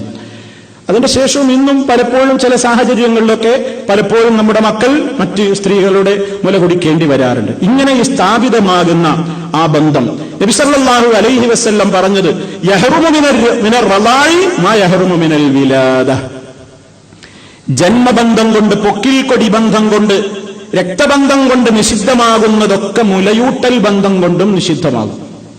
അതാണ് ഇസ്ലാമിന്റെ നിയമം. നമ്മൾ മുമ്പ് ഇപ്പൊ പറഞ്ഞില്ലേ, നമ്മളിപ്പോ വിശദീകരിച്ചുള്ള കുറെ ആളുകളെ ശാശ്വതമായി വിവാഹം പാടില്ല എന്ന്, അതൊക്കെ മുലകുടി ബന്ധം മുഖേനയും എന്താകും? നിഷിദ്ധമാക്കപ്പെടും. എന്താ കാരണം? ഒന്ന്, മുലയൂട്ടിയ സ്ത്രീ അത് നമ്മുടെ ആരാണ്? ഉമ്മയാണ്. മുലയൂട്ടിയ സ്ത്രീ ഉമ്മയുടെ സ്ഥാനത്ത്. മുലയൂട്ടിയ സ്ത്രീയുടെ ഉമ്മ നമ്മുടെ ഉമ്മാമയാണ്. അതുപോലെ തന്നെ മുലയൂട്ടിയവളുടെ ഭർത്താവിന്റെ മാതാവ് അത് ഉമ്മാമയാണ്. മുലയൂട്ടിയ സ്ത്രീയുടെ ഭർത്താവിന്റെ മാതാവും ഉമ്മയാണ്, ഉമ്മാമയാണ്. മുലയൂട്ടിയവളുടെ സഹോദരി, മുലയൂട്ടിയിട്ടുള്ള ആ ഉമ്മയുടെ സഹോദരി മാതൃ സഹോദരിയാണ്, നമ്മളെ ഇളയമയാണ് അല്ലെങ്കിൽ മൂത്തമ്മാന്റെ സ്ഥാനത്താണ്. മുലയൂട്ടിയവളുടെ ഭർത്താവിന്റെ സഹോദരി പിതാവിന്റെ സഹോദരിയുടെ സ്ഥാനത്താണ്, അഥവാ അമ്മായിയാണ്. അതുപോലെ തന്നെ മുലയൂട്ടിയവളുടെ പുത്രന്മാരുടെയും പുത്രിമാരുടെയും പെൺമക്കൾ അതാരാ?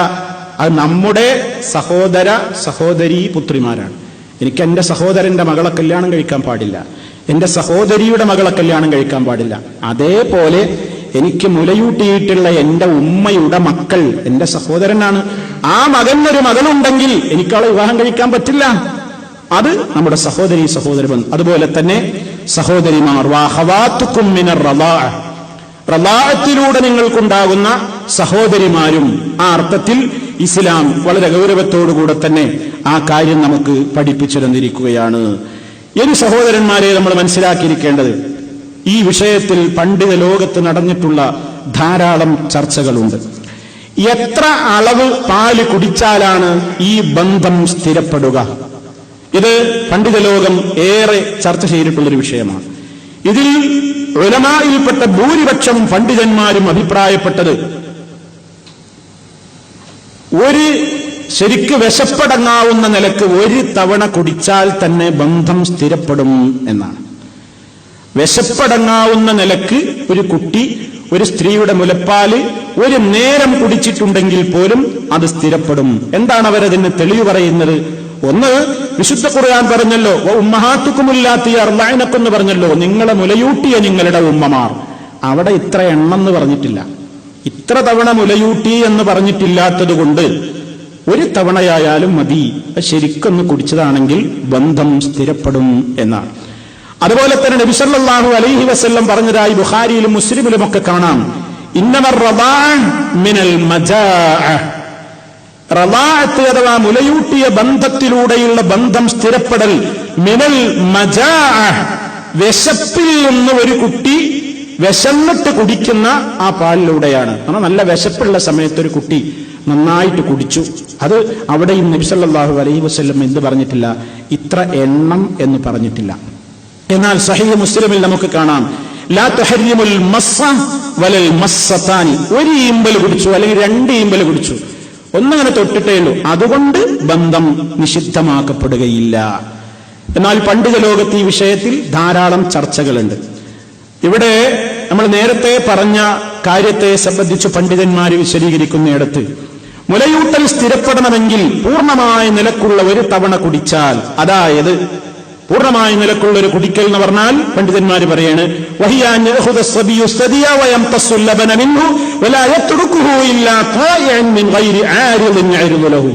ആ കുട്ടി സ്വമേധ ആ പാല് കുടിക്കുന്നു, കുടിച്ചിട്ട് ആ കുട്ടിയെ ആരും പിടിച്ച് വേർപ്പെടുത്തിയതല്ല, ആ കുട്ടിക്ക് വേണ്ടുപോളങ്ങ് കുടിച്ച് വയറ് നിറഞ്ഞപ്പോ കുട്ടി അങ്ങ് വിട്ടതാ, കുട്ടിനെ മാറ്റിയതൊന്നുമല്ല. അങ്ങനെ പൂർണ്ണമായ നിലക്കൊരു കുട്ടി കുടിച്ചാൽ അത് മനസ്സിലാക്കുക, കുട്ടി വിശപ്പടങ്ങിയിട്ടുണ്ട്. അല്ലാതെ വേറെ കാരണത്താൽ ഉമ്മ വേർപ്പെടുത്തിയതല്ല, വേറെ ആരെങ്കിലും വന്ന് വേർപ്പെടുത്തിയതല്ല. കുഞ്ഞ് തന്നെ കുടി ആരംഭിച്ചു കഴിഞ്ഞ് അവനെ വിശപ്പ് മാറിയപ്പോ മതി എന്നുള്ള നിലക്ക് അവനങ്ങ് വിട്ടതാണ്. അതായാൽ തന്നെ പൂർണ്ണമായ നിലക്കുള്ള ബന്ധം അതുകൊണ്ടായി എന്ന് നല്ലൊരു വിഭാഗം പണ്ഡിതന്മാര് പറയുകയാണ്. മഹാനായ നബി സല്ലല്ലാഹു അലൈഹി വസല്ലമിന്റെ കാലത്തൊരു സംഭവം ഉണ്ടായി.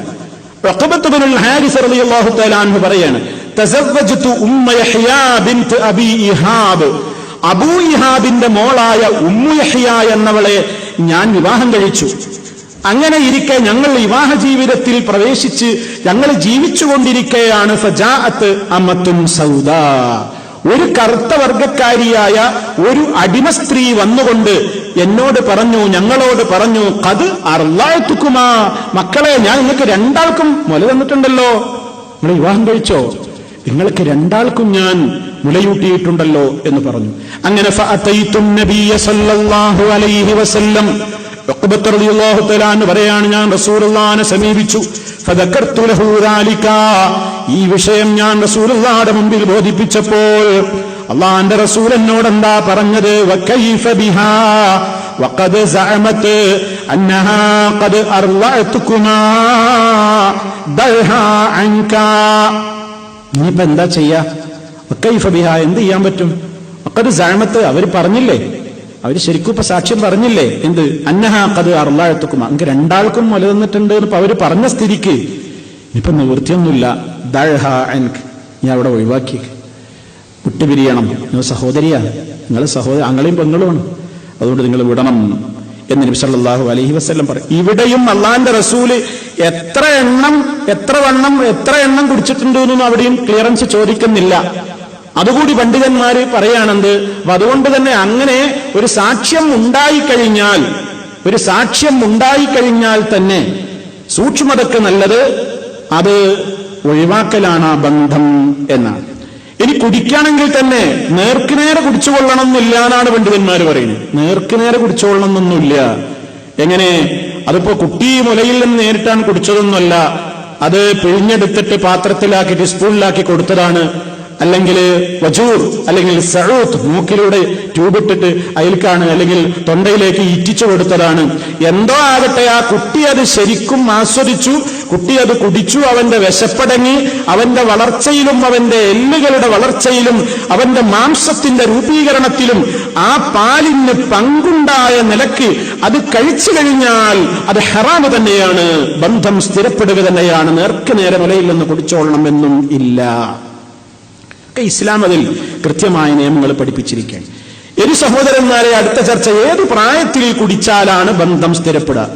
ഏത് പ്രായത്തിൽ കുടിച്ചാലാണ് ബന്ധം സ്ഥിരപ്പെടുക? പലപ്പോഴും ആളുകൾ പറയാണ്ട് ഇങ്ങനെ ഭാര്യയുടെ പാൽ എങ്ങനെ ആയിപ്പോയി, ഇനിയിപ്പോ എന്താ എന്റെ മോനായി പോവോ, അതേ മകളായി പോവോ എന്നൊക്കെയുള്ള വിഷയങ്ങൾ പലപ്പോഴും പറയാറുണ്ട്. വിശുദ്ധ ഖുർആൻ പറയാണ്, മുലയൂട്ടുന്ന പ്രായം ഖുർആൻ എപ്പോഴാ പറഞ്ഞത്? എപ്പോഴാണ് മുലയൂട്ടുന്ന പ്രായമായിട്ട് ഖുർആൻ പറഞ്ഞത്? والوالدات يرضعن أولادهن حولين كاملين لمن أراد أن يتم الرضاعة. വിശുദ്ധ ഖുർആൻ സൂറത്തുൽ ബഖറ 2-ാം അധ്യായം 233-ാമത്തെ ആയത്തിലുള്ള പറയുന്നു, ഉമ്മമാര് യുർദിഉന അവരുടെ കുട്ടികൾക്ക് അവർ മുലയൂട്ടട്ടെ, ഹൗലൈനി കാമിലൈനി പൂർണ്ണമായ 2 വർഷം, ലിമൻ അറാദ അൻ യുതിമ്മ റദാഅ മുലയൂട്ടൽ പ്രായം പൂർത്തിയാക്കാൻ ഉദ്ദേശിക്കുന്ന ഉമ്മമാര് 2 വർഷം പൂർത്തിയായി മുലയൂട്ടട്ടെ. അപ്പൊ പൂർണ്ണമായ മുലയൂട്ടലിന്റെ കാലഘട്ടം ഇസ്ലാം നിർണയിച്ചത് ഹൗലൈനി കാമിലൈനി പൂർണ്ണമായ 2 വർഷമാണ്. അതാണ് ഈ കുട്ടിയുടെ വളർച്ചയിൽ പാലിന് പങ്കുണ്ടാകുന്ന പ്രായം എന്നർത്ഥം. അതിനെ ആശ്രയിച്ച് കുഞ്ഞ് ജീവിക്കുന്ന ഒരു ഏജ്, ഒരു പ്രായം. നബി സല്ലല്ലാഹു അലൈഹി വസല്ലം പറഞ്ഞു, അബൂദാവൂദിൽ കാണാം, ലാ റദാഅ ഇല്ലാ മാ അൻശസൽ അദ്മ വ അൻബതൽ ലഹ്മ. മാംസത്തിന്റെ വളർച്ചയിലും എല്ലിന്റെ രൂപീകരണത്തിലുമൊക്കെ പങ്കുള്ള മുലപ്പാലുകൊണ്ടേ ബന്ധം സ്ഥിരപ്പെടുകയുള്ളൂ, അതേ കണക്കാക്കപ്പെടുകയുള്ളൂ. അതിന് ഉതകുന്ന പ്രായം ഈ 2 വയസ്സിന്റെ ഇടക്കാണ്. ഇനിയും കാണാം, നബി സല്ലല്ലാഹു അലൈഹി വസല്ലം പറഞ്ഞതായി ഇമാം തിർമിദി റിപ്പോർട്ട് ചെയ്യുന്നു, ലാ യുഹർരിമു മിനർ റദാഅ ഇല്ലാ മാ ഫതഖൽ അംആ വകാന ഖബ്ല അൽ ഫിതാം. മുലകുടി മാറ്റുന്നതിന്റെ മുമ്പായിരിക്കണം, മുലകുടി മാറ്റുന്നതിന് മുമ്പായിരിക്കണം. ഏതാണ് മുലകുടി മാറ്റൽ? 2 വയസ്സ്. അപ്പൊ അതിന്റെ മുമ്പായിരിക്കണം. അത് ആമാശയത്തിലെത്തണം. എന്നിട്ട് അതായത് അത് മതിയായ ഭക്ഷണമായി തീരുകയും ചെയ്താലല്ലാതെ മുലയൂട്ടൽ കൊണ്ട് വിവാഹബന്ധം നിഷിദ്ധമാവുകയില്ല. അതാണ് ഇല്ലാമാ ഫതഖൽ അംആ എന്ന് റസൂലുള്ളാഹി സ്വല്ലല്ലാഹു അലൈഹി വസല്ലം പറഞ്ഞത്. അതിന് ഉപോത്ബലകമായി തന്നെയാണ് നമ്മൾ കഴിഞ്ഞ ഹദീസും നമ്മൾ മനസ്സിലാക്കേണ്ടത്. അവിടുന്ന് പറഞ്ഞല്ലോ, ബുഖാരിയിൽ കാണാം, ഇന്നമർ റദാഅ മിനൽ മജാഅ, വിശപ്പിന് വേണ്ടിയുള്ള കുടിയായിരിക്കണം. അപ്പൊ വിശന്നിട്ടുള്ള ആ അർത്ഥത്തിൽ, ആ സമയത്ത്, ആ പ്രായത്തിലുള്ള കുടിക്കലാണ് അതുകൊണ്ട് ഉദ്ദേശം. ഇത് വിശദീകരിച്ചുകൊണ്ട് പണ്ഡിതന്മാർ പറയാണ്, വൽ അമലു അലാ ഹാദാ ഇൻദ അക്സരി അഹ്ലിൽ ഇൽമി മിൻ അസ്ഹാബിൻ നബി സല്ലല്ലാഹു അലൈഹി വസല്ലം വഗൈരിഹിം. നബി സല്ലല്ലാഹു അലൈഹി വസല്ലമിന്റെ ഭൂരിപക്ഷം സഹാബിമാരും അല്ലാത്തവരും ഒക്കെ ഈ വീക്ഷണക്കാരാണ്. എന്ത്? അന്നർ റദാഅ, മുലയൂട്ടൽ ബന്ധം സ്ഥിരപ്പെടണമെങ്കിൽ, ലാ തുഹരിമു, അത് വിവാഹത്തെ നിഷിദ്ധമാക്കുകയില്ല, ഇല്ലാ മാ കാന ദൂനൽ ഹൗലൈനിൽ കാമിലൈനി, പരിപൂർണമായ 2 വർഷത്തിന്റെ മുമ്പായിരിക്കണം. വമാ കാന ബഅദൽ ഹൗലൈനിൽ കാമിലൈനി ഫഇന്നഹു ലാ യുഹരിമു ശൈആ. 2 വയസ്സിന്റെ ശേഷമുള്ള ആ കുടിക്കൽ അത് നിഷിദ്ധതയുടെ ഭാഗത്തേക്ക് എത്തുകയില്ല എന്ന് തിർമിദിയുടെ ശറഹായ തുഹ്ഫത്തുൽ അഹ്ബദിയിൽ രേഖപ്പെടുത്തിയതായി നമുക്ക് കാണാൻ സാധിക്കും. എന്നാൽ ഒരു ന്യൂനപക്ഷം പണ്ഡിതന്മാർ ഏത് പ്രായത്തിൽ കുടിച്ചാലും നിഷിദ്ധത സ്ഥാപിക്കപ്പെടും എന്ന വീക്ഷണക്കാരും ഉണ്ട് എന്നുകൂടി നമ്മൾ മനസ്സിലാക്കണം. എന്നാൽ അത് ഭൂരിപക്ഷ അഭിപ്രായത്തിന് വിരുദ്ധമാണ്. ഇനി സഹോദരന്മാരെ, മുലയൂട്ടിയ സ്ത്രീ വന്ന് പറഞ്ഞാൽ തന്നെ അക്കാര്യം സ്ഥിരപ്പെടും എന്നാണല്ലോ നമ്മൾ മനസ്സിലാക്കേണ്ടത്. മുലയൂട്ടിയ ആ സ്ത്രീ വന്ന് പറഞ്ഞാൽ തന്നെ മതി, സാക്ഷിയൊന്നും ഇല്ലെങ്കിലും വേണ്ടില്ല. ആ പെണ്ണ് വന്ന് പറഞ്ഞാൽ തന്നെയും സൂക്ഷ്മതക്ക് നല്ലത് അത് ഒഴിവാക്കലായിരിക്കും എന്നാണ് നല്ലൊരു വിഭാഗം പണ്ഡിതന്മാർ പറഞ്ഞത്. നമ്മൾ മുമ്പ് വിവരിച്ച ഹദീസാണല്ലോ ഉഖബത്ത് ബിൻ ഹാരിസ് റളിയല്ലാഹു അൻഹുവിന്റെ സംഭവം. അള്ളാന്റെ റസൂൽ പറഞ്ഞ് സാക്ഷി ഉണ്ടോന്നൊന്നും ചോദിച്ചില്ല. അവരങ്ങനെ പറഞ്ഞ സ്ഥിതിക്ക് ഇനിയിപ്പോ നിങ്ങളത് ഒഴിവാക്കലാ നല്ലത്, ഒഴിവാക്കിക്കോളൂ എന്നാണല്ലോ പറഞ്ഞത്. അപ്പോ ഭൂരിപക്ഷവും, എന്നാൽ അതേ അവസരത്തിൽ പിന്നെ നല്ലൊരു വിഭാഗം പണ്ഡിതന്മാർ പറയുന്നത് മുർദിഅത്തിന്റെ സാക്ഷ്യം മാത്രം പോരാ, മുലയൂട്ടിയ ഉമ്മ മാത്രം പറഞ്ഞാൽ പോരാ. കാരണം അത് അവര് മാത്രം അവരുടെ മേൽ അവരെന്നെ ചെയ്ത കാര്യത്തിന് സാക്ഷി പറയല്ലേ. അപ്പൊ അവരുടെ സാക്ഷിയായിട്ട് വേറെ ആരെങ്കിലും തന്നെ വേണം എന്ന വീക്ഷണം നല്ലൊരു വിഭാഗം, ധാരാളം പണ്ഡിതന്മാർക്ക് ആ വിഷയത്തിലുണ്ട്. അല്ലെങ്കിൽ അസൂയക്കാരികൾ ഈ രംഗം ചൂഷണം ചെയ്തേക്കും എന്നാണ് അതിന് പറയപ്പെട്ട ന്യായം. ശരിയാണല്ലോ. അസൂയക്കാരികൾ, ഒരാള് വിവാഹം കഴിച്ചു, ഒരു പെണ്ണിനെ വിവാഹം കഴിച്ചു, ഏതെങ്കിലും ഒരു പെണ്ണിനെ ഇഷ്ടമല്ലേ പോയിട്ട് പറയാം, ഞാൻ 2 മുല എന്നാണെന്ന് പറഞ്ഞാലോ, ഇങ്ങനെ കയറി പറഞ്ഞൂടെ? അപ്പൊ അതുകൊണ്ട് അങ്ങനെയാണ്ട് ആ കോളം ഇങ്ങനെ ഒരു അനാഥമായിട്ട് ഇങ്ങനെ കിടക്കുന്ന, ആർക്കും കയറി ഞാൻ നിങ്ങൾക്ക് ഇങ്ങനെ തന്നിട്ടുണ്ട് എന്ന് പറഞ്ഞിട്ട് പരസ്പരം തമ്മിൽ തല്ലിക്കുന്ന അസൂയക്കാരികൾ രംഗത്ത് വരാതിരിക്കാൻ മഹാന്മാരായ പല സഹാബിമാരും അലി ഇബ്നു അബീ ത്വാലിബ് റളിയല്ലാഹു അൻഹു, ഉമർ ഖത്താബ് റളിയല്ലാഹു അൻഹു, മുഗീറ റളിയല്ലാഹു തആല അൻഹു, ഇബ്നു അബ്ബാസ് ഇവരൊക്കെ പറഞ്ഞതെന്താണ്? അങ്ങനെ ഒരാൾ വന്ന് പറയുമ്പോഴേക്ക് ഭാര്യമാർക്കിടയിലാണ് പിരിക്കണ്ട. റളിയല്ലാഹു തആല അൻഹു പ്രത്യേകം പറഞ്ഞു, എന്ത്? തെളിവ് ചോദിക്കണം, തെളിവ് ചോദിക്കണം. തെളിവില്ലെങ്കിൽ അങ്ങനെയുണ്ട് അതിന്റെ പിന്നാലെ കൂടണ്ട. എന്നാ സൂക്ഷ്മതക്ക് നല്ലത് ഈ ഹദീസിൽ വന്നതുപോലെ അങ്ങനെ ആവാകുന്നതായിരിക്കും എന്ന് പറഞ്ഞവരുണ്ട്. പിന്നെ അതിന്റെ സാക്ഷികൾ വേണം എന്ന് പറഞ്ഞിടത്ത് രണ്ട് പുരുഷന്മാർ, ഹനഫി മദ്ഹബിന്റെ വീക്ഷണം അനുസരിച്ച് 2 പുരുഷന്മാര് സാക്ഷി പറയണമെന്നാണ്. അതില്ലെങ്കിൽ ഒരാണിന്റെ സ്ഥാനത്ത് 2 പെണ്ണുങ്ങളും സാക്ഷി പറയണം. ഇമാം ഷാഫി റഹ്മത്തുള്ളാഹി അലൈഹിയിൽ നിന്നുള്ള റിപ്പോർട്ട് അനുസരിച്ച് മഹാനവറുകളുടെ അഭിപ്രായം 4 പെണ്ണുങ്ങൾ ഉണ്ടായാൽ മതി. ആണുങ്ങൾ ഇപ്പൊ ഇതിന് സാക്ഷി ആവൂല്ലോ. അപ്പൊ 4 പെണ്ണുങ്ങൾ ഉണ്ടായാൽ മതി. കാരണം 2 പെണ്ണിന്റെ സ്ഥാനത്ത്, ഒരാണിന്റെ സ്ഥാനത്ത് 2 പെണ്ണ്. അപ്പൊ 4 പെണ്ണുങ്ങള് സാക്ഷ്യം പറഞ്ഞാലും മതി. ഇമാം മാലിക് റഹ്മത്തുള്ളാഹി അലൈഹിയുടെ വീക്ഷണം അനുസരിച്ച് വെറും 2 പെണ്ണുങ്ങളുടെ സാക്ഷ്യം സ്വീകരിച്ചാലും മതി എന്ന വീക്ഷണവുമൊക്കെ പണ്ഡിത ലോകത്തുണ്ട്. എന്തായിരുന്നാലും ഇസ്ലാം ഇത് വളരെ കൃത്യമായും ഗൗരവമായും തന്നെയാണ് ഈ നിയമത്തെ കണ്ടിട്ടുള്ളത് എന്ന് ഇതിൽ നിന്നെല്ലാം നമുക്ക് മനസ്സിലാക്കുവാനും സാധിക്കും.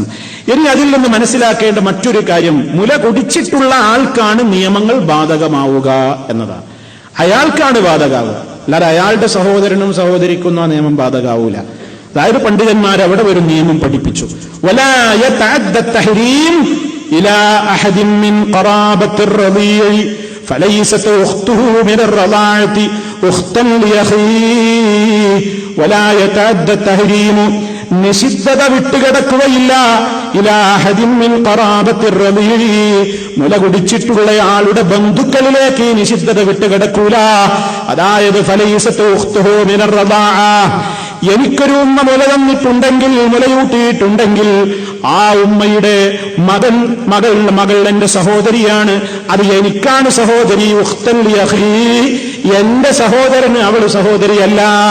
ഞാനല്ല മുല കുടിച്ചത്, പാലുടിച്ചത് ഞാനാണ്. അതുകൊണ്ട് എനിക്ക് ആ മുലയൂട്ടിയ ഉമ്മയുടെ മോള് എന്റെ പെങ്ങളാണ്, എനിക്ക് വിവാഹം കഴിക്കാൻ പറ്റില്ല. അതേ അവസരത്തിൽ എന്റെ ജ്യേഷ്ഠന് അത് പെങ്ങളാണോ? അല്ല. എന്റെ അനുജന് അത് പെങ്ങളാണോ? അല്ല. അവരാരും മുല കുടിച്ചിട്ടില്ല, ഞാനാ കുടിച്ചത്, അതുകൊണ്ട് എനിക്കാണത് ബാധകമാവുക എന്ന് വളരെ കൃത്യമായി ഇസ്ലാം ആ വിഷയത്തിൽ പഠിപ്പിച്ചിട്ടുണ്ട്. ഇനി സഹോദരന്മാരെ, ഇങ്ങനെ ഇസ്ലാം ഇതൊക്കെ പഠിപ്പിച്ചു തരുന്നത്, ഇങ്ങനെ അടുത്ത ബന്ധത്തിൽ, ഇപ്പൊ രക്തബന്ധത്തിൽ നിന്ന് നിങ്ങളെ മക്കള്, അമ്മായിമാര്, ഇങ്ങനെയൊക്കെ ഇസ്ലാം ഇങ്ങനെ അടുത്ത ബന്ധങ്ങളിൽ നിന്നും വിവാഹം നിരോധിച്ചതിലടങ്ങിയ യുക്തി അള്ളാഹുവിന് മാത്രമേ അറിയൂ. എന്നാലും ചില പണ്ഡിതന്മാരൊക്കെ ചില കാര്യങ്ങൾ നമുക്ക് മനസ്സിലാക്കി തരുന്നുണ്ട്. അതായത് ഒരു ഭാര്യയും ഒരു ഭർത്താവും തമ്മിലുള്ള ആകർഷണീയത എന്ന് പറയുന്ന, അവർക്കിടയിലുണ്ടാകുന്ന ലൈംഗികമായ ആസക്തി എന്ന് പറയുന്നത് മാനസികമായി അവരനുഭവിക്കുന്ന ഒരു അനുഭൂതിയാണ്. ആ അനുഭൂതി രക്തബന്ധപരമായ സ്നേഹവികാരം തികച്ചും അതിന് വിരുദ്ധാണ്. രക്തബന്ധമുള്ളൊരു പെങ്ങളെ കാണുമ്പോൾ ആർക്കും അങ്ങനെ തോന്നുമോ? ഒരു ഉമ്മയെ കാണുമ്പോൾ ആർക്കും അങ്ങനെ തോന്നുമോ? അല്ലെങ്കിൽ അങ്ങനെ രക്തബന്ധത്തിലുള്ള ഒരാളും ഒരു പെണ്ണും തമ്മിൽ അങ്ങനെ ചിന്തിക്കാനേ നമുക്ക് കഴിയൂല. അങ്ങനെ അവരെ കാണുമ്പോൾ ഒരു ആകർഷണീയതയോ, അവരെ കാണുമ്പോൾ നമുക്ക് അങ്ങനത്തെ ഒരു ചിന്തയോ ഒന്നും വരില്ലല്ലോ. അതുകൊണ്ട് തന്നെ ഈ 2 വികാരങ്ങൾ ഒന്നിക്കുന്നിടത്ത് അതിൽ ലൈംഗിക വികാരം ഒന്നുകിൽ തീരെ മാഞ്ഞു പോകും, അല്ലെങ്കിൽ തളർന്നു പോകും. അതുകൊണ്ടാണ് ഇസ്ലാം എന്ന് പറഞ്ഞത്, അടുത്ത ബന്ധങ്ങളിൽ നിന്ന് പലപ്പോഴുമുള്ള വിവാഹങ്ങൾ, അനുവദിക്കപ്പെട്ട വിവാഹബന്ധങ്ങളിൽ പോലും അടുത്ത ബന്ധങ്ങളിൽ നിന്ന് ഒഴിവാക്കലാന്നുള്ളത് എന്ന് വൈദ്യശാസ്ത്രപരമായി പോലും അതിൽ ജനിക്കുന്ന കുഞ്ഞുങ്ങൾക്ക് വൈകല്യമുണ്ടാകാൻ സാധ്യതകളും അതുപോലെയുള്ള പല പ്രശ്നങ്ങളും അനുവദിക്കപ്പെട്ട അടുത്ത ബന്ധുക്കളിൽ നിന്ന് പോലും വിവാഹം ഒഴിവാക്കലാണ് നല്ലത് എന്ന് പലപ്പോഴും പണ്ഡിതന്മാർ പറഞ്ഞു കാണാം. എന്തായിരുന്നാലും ഇതിലൊക്കെ ധാരാളം ഹിക്മത്തുകളും യുക്തികളും തത്വങ്ങളും അടങ്ങിയിട്ടുണ്ട്. അതുകൊണ്ടാണ് അള്ളാഹു ഒരു കാര്യം നിഷിദ്ധമാക്കിയാൽ അതിൽ ധാരാളം കാര്യങ്ങൾ അതിൽ അടങ്ങിയിട്ടുണ്ടാകും. അതുകൊണ്ട് തന്നെ അത്തരം കാര്യങ്ങളിലേക്ക് ഇന്നിപ്പോ അതൊന്നും ആരൊക്കെ മുല കുടിച്ചു, അല്ലെങ്കിൽ എവിടെയൊക്കെ വളർന്നു, അല്ലതൊന്നും ഇപ്പൊ പാശ്ചാത്യ സംസ്കാരത്തിൽ ആരാ അമ്മ, ആരാ മോള്, കള്ളുടിച്ചവന്, മയക്കുമരുന്നുള്ളവന് ആരാ ഉമ്മ, ആരാ പെങ്ങള്, അതൊന്നും ഇല്ലാത്തൊരു ലോകമാണ്. സ്വന്തം പിതാവിനാൽ ഗർഭിണിയായി എന്നൊക്കെ പറയപ്പെടുന്നൊരു കാലം. ആ രൂപത്തിലൊക്കെ വളരെ വൃത്തികേടുകളുടെയും ഒക്കെ ലോകം, അതൊക്കെ അതിൻ്റെതായ ലോകത്തേക്ക് ഇങ്ങനെ പോകുമ്പോഴും ഇസ്ലാം എപ്പോഴും മനുഷ്യന്റെ മനസ്സറിഞ്ഞ്, മനുഷ്യ പ്രകൃതമറിഞ്ഞ്, അവന്റെ ഭാവിയുടെ സുരക്ഷിതത്വമോർത്ത് വളരുന്ന തലമുറയുടെ സാംസ്കാരിക നിലവാരത്തെ യഥാർത്ഥമായ മേഖലയിലേക്ക് തിരിച്ചുവിടുന്ന തികച്ചും പരിശുദ്ധമായ ഒരു തലമുറയുടെ വളർച്ചക്ക് ഇസ്ലാം എന്ത് ചെയ്യാണ്? ഗൗരവത്തോടുകൂടെ തന്നെ കാര്യങ്ങൾ മുന്നോട്ട് നീക്കിയിട്ടുണ്ട്. അപ്പോ നേരത്തെ പറഞ്ഞതുപോലെ നമ്മൾ വിവാഹബന്ധം നിഷിദ്ധമായ കൂട്ടത്തിൽ താൽക്കാലികമായി ബന്ധം നിഷിദ്ധമാകുന്നതുണ്ട് എന്ന് ഞാൻ പറഞ്ഞല്ലോ. ഇതൊക്കെ ശാശ്വതമായ ബന്ധങ്ങളാ പറഞ്ഞത്. എന്നാൽ താൽക്കാലികമായി വിവാഹബന്ധം നിഷിദ്ധമാകുന്ന രംഗമാണ് ഏത്?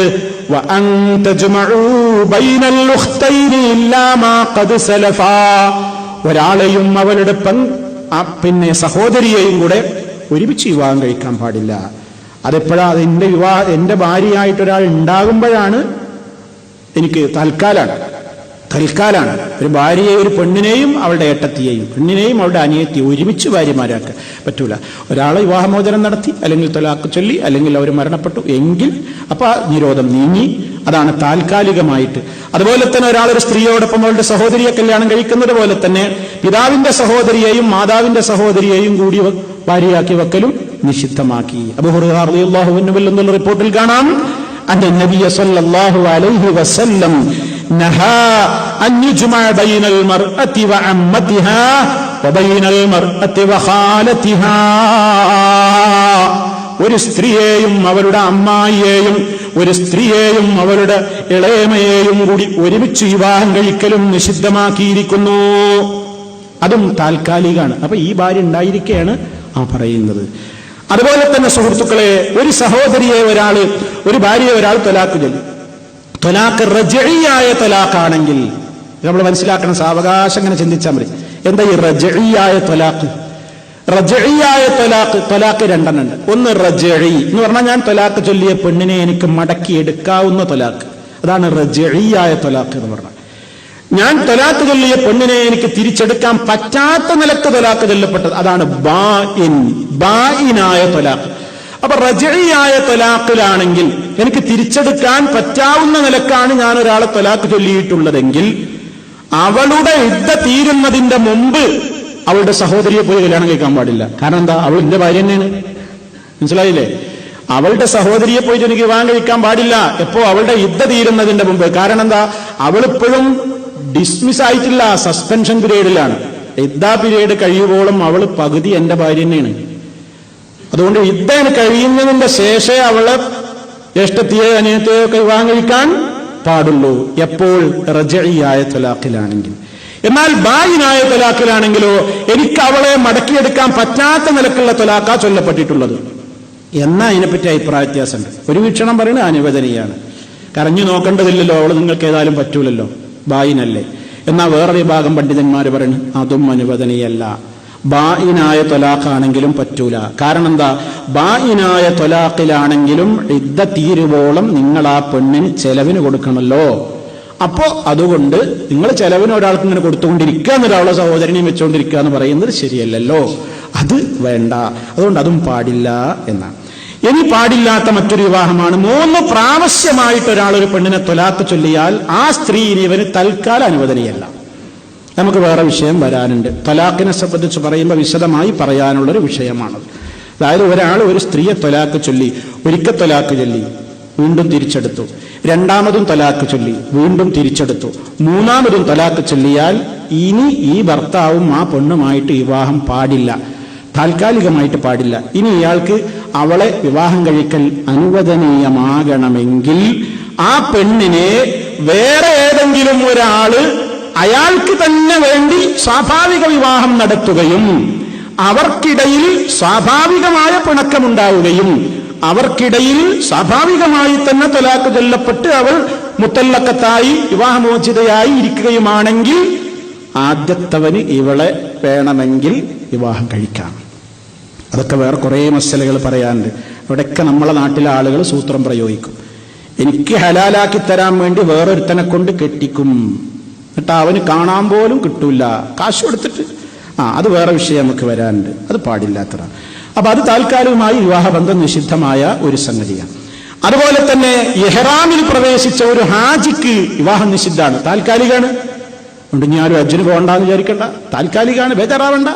ഒരാൾ ഇഹ്റാമിൽ പ്രവേശിച്ചു, ഇഹ്റാമിൽ പ്രവേശിച്ചാലുള്ള കുറെ നിയമങ്ങളുണ്ട്. സുഗന്ധം ഉപയോഗിക്കാൻ പാടില്ല, മുടി മുറിക്കാൻ പാടില്ല, നിക്കാഹ് കഴിക്കാൻ പാടില്ല. അതാ പറയുന്നത്. നിക്കാഹ് തനിക്ക് വേണ്ടി വിവാഹം കഴിക്കാനും പാടില്ല, വേറൊരാൾക്ക് കഴിപ്പിച്ചു കൊടുക്കുന്ന വലിയായിട്ട് നിൽക്കാനും പാടില്ല, അന്വേഷണം നടത്തുന്ന ഒരു അന്വേഷകനാകാൻ പോലും പാടില്ല. നബി സല്ലല്ലാഹു അലൈഹി വസല്ലം വളരെ കൃത്യമായി തന്നെ പഠിപ്പിച്ചതാണ് ലാ യൻകിഹുൽ മഹ്രിം വലാ യുൻകഹ് വലാ യഖ്തുബ്. ഇമാം മുസ്ലിം റിപ്പോർട്ട് ചെയ്ത ഹദീസിൽ കാണാം, ഇഹ്റാമിൽ പ്രവേശിച്ചിട്ടുള്ള ഹാജി അഥവാ ഇഹ്റാമിൽ പ്രവേശിച്ചിട്ടുള്ള വ്യക്തി അയാൾ തനിക്ക് വേണ്ടി വിവാഹം കഴിക്കുകയോ മറ്റൊരാൾക്ക് വിവാഹം കഴിപ്പിച്ചു കൊടുക്കാനോ അതല്ലെങ്കിൽ വിവാഹ അന്വേഷണം നടത്താൻ പോലും ആ സമയത്ത് പെണ്ണാണ് അല്ലെങ്കിൽ അതിന്റെ പേരിൽ വർത്താനം പറയാം, അതൊന്നും പാടില്ല. ഇസ്ലാമിന്റെ നിയമമാണ്. അതുപോലെ തന്നെ ഇസ്ലാം പഠിപ്പിച്ചു അഭിസാരികയെ വിവാഹം കഴിക്കാൻ പാടില്ല. വ്യഭിചാരിണിയായ ഒരു പെണ്ണിനെ വിവാഹം കഴിക്കാൻ പാടില്ല. ഏതുവരെ? അവൾ തൗബ ചെയ്യുന്നത് വരെ. തൗബ ചെയ്താൽ പിന്നെ ഏത് പാപത്തിനും അള്ളാഹു പുറത്തു കൊടുക്കുമല്ലോ. കാരണം വിശുദ്ധ ഖുർആൻ തന്നെ പറഞ്ഞില്ലേ, കൊലപാതക കുറ്റത്തെ സംബന്ധിച്ചും ശിർക്കിനെ സംബന്ധിച്ചു പോലും വ്യഭിചാരത്തെക്കുറിച്ചൊക്കെ പറഞ്ഞില്ലേ, ഇല്ലാ മൻ താബ വആമന വഅമില അമലൻ സാലിഹാ ഫഉലൈക യുബദ്ദിലുല്ലാഹു സയ്യിആതിഹിം ഹസനാത് വകാന അല്ലാഹു ഗഫൂറർ റഹീമാ. ഇല്ലാ മൻ താബ, പശ്ചാത്തപിച്ച് മടങ്ങിയവനൊഴികെ, വആമന, സത്യവിശ്വാസം സ്വീകരിക്കുകയും ചെയ്തവനൊഴികെ, വഅമില അമലൻ സാലിഹാ, പിന്നീട് നല്ല നല്ല സൽക്കർമ്മങ്ങൾ പ്രവർത്തിക്കുകയും ചെയ്തവരൊഴികെ. അത്തരത്തിലുള്ള ആളുകളിൽ നിന്ന് എന്ത് തന്നെ വന്നിട്ടുണ്ടെങ്കിലും ഫഉലൈക, കൂട്ടർ, യുബദ്ദിലുല്ലാഹു സയ്യിആതിഹിം, അവരുടെ തിന്മകളെ അല്ലാഹു പകരമാക്കി കൊടുക്കും, ഹസനാത്തിൻ, നന്മകളാക്കി പകരം മാറ്റുന്നതാണ്. വകാന അല്ലാഹു ഗഫൂറർ റഹീമാ, അല്ലാഹു ഏറെ പൊറുക്കുന്നവനും ഏറെ കരുണ ചെയ്യുന്നവനുമാകുന്നു. അപ്പോ വിശുദ്ധ ഖുർആനിന്റെയും ഹദീസുകളുടെയും വെളിച്ചത്തിൽ നമ്മൾ ഇന്ന് വിശദീകരിച്ചിട്ടുള്ള ബന്ധങ്ങളാണ് ഇസ്ലാം കാലാകാലത്തേക്ക് നിഷിദ്ധമാക്കിയിട്ടുള്ള ശാശ്വതമായ നിഷിദ്ധമായ ബന്ധങ്ങളുണ്ട്. മുലയൂട്ടലിലൂടെയുള്ളത്, രക്തബന്ധത്തിലൂടെയുള്ളത്, വിവാഹബന്ധത്തിലൂടെയുള്ളത്. താൽക്കാലികമായി ചില പ്രത്യേകമായ ഉപാധികൾക്ക് വിധേയമായ നിലക്ക് നിഷിദ്ധമാകുന്നവയുണ്ട്. ആ ഉപാധികൾ നീങ്ങിപ്പോകുമ്പോൾ, കാരണങ്ങൾ നീങ്ങിപ്പോകുമ്പോൾ വിവാഹം കഴിക്കാം. ആ നിലക്കുള്ള താൽക്കാലികമായി നിഷിദ്ധമാകുന്ന കാര്യങ്ങളും ഉണ്ട്. ഇതൊക്കെ ഇസ്ലാമിന്റെ പ്രമാണങ്ങളിൽ നിന്ന് നമ്മൾ വായിച്ചെടുക്കുകയും മനസ്സിലാക്കുകയും ചെയ്യേണ്ടതാണ്. ഇസ്ലാമിക ശരീഅത്തിന്റെ നാനാവശങ്ങളെ സംബന്ധിച്ചുമുള്ള അറിവ് ഒരു മുസ്ലിം നേടിയെടുക്കേണ്ടതാണ്. അതുകൊണ്ട് ഈ കാര്യത്തെ സംബന്ധിച്ച് നമ്മൾ ഗൗരവത്തോടുകൂടെ മനസ്സിലാക്കുക. ഇതുമായി ബന്ധപ്പെട്ട തുടർന്നുള്ള മറ്റ് വിഷയങ്ങൾ ഇൻഷാ അല്ലാഹ് നമുക്ക് വിശദീകരിക്കണം. അല്ലാഹു സുബ്ഹാനഹു വ തആല യഥാർത്ഥങ്ങളെ ശരിയായ നിലക്ക് മനസ്സിലാക്കുവാനും ഉൾക്കൊള്ളുവാനും അതിന്റെ പ്രബോധകരായി തീരുവാനും നമുക്കെല്ലാം തൗഫീഖ് നൽകുമാറാകട്ടെ. എല്ലാവിധത്തിലുള്ള പ്രയാസങ്ങളിൽ നിന്നും അല്ലാഹു നമുക്ക് മോചനം നൽകുമാറാകട്ടെ. മാരകമായ രോഗങ്ങളിൽ നിന്ന്, അസഹനീയമായ പരീക്ഷണങ്ങളിൽ നിന്ന് അല്ലാഹു നമ്മെ കാത്തു രക്ഷിക്കുമാറാകട്ടെ. സമാധാനവും സന്തോഷവുമുള്ള ഒരു ജീവിതം അല്ലാഹു നമുക്ക് പ്രദാനം ചെയ്യുമാറാകട്ടെ. നമ്മുടെ രോഗികൾക്ക് അല്ലാഹു ശിഫ നൽകുമാറാകട്ടെ. മരണപ്പെട്ടവർക്ക് അല്ലാഹു പുറത്തു കൊടുക്കുമാറാകട്ടെ. اللهم اغفر للمؤمنين والمؤمنات والمسلمين والمسلمات الأحياء منهم والأموات إنك مجيب الدعوات وقاضي الحاجات. اللهم أعز الإسلام والمسلمين وأذل الشرك والمشركين. اللهم أجرنا وأجر والدينا من النار. اللهم ربنا آتنا في الدنيا حسنة وفي الآخرة حسنة وقنا عذاب النار. اللهم توفنا مسلمين وألحقنا بالصالحين. اللهم صل على محمد وعلى آل محمد. والسلام عليكم ورحمة الله وبركاته.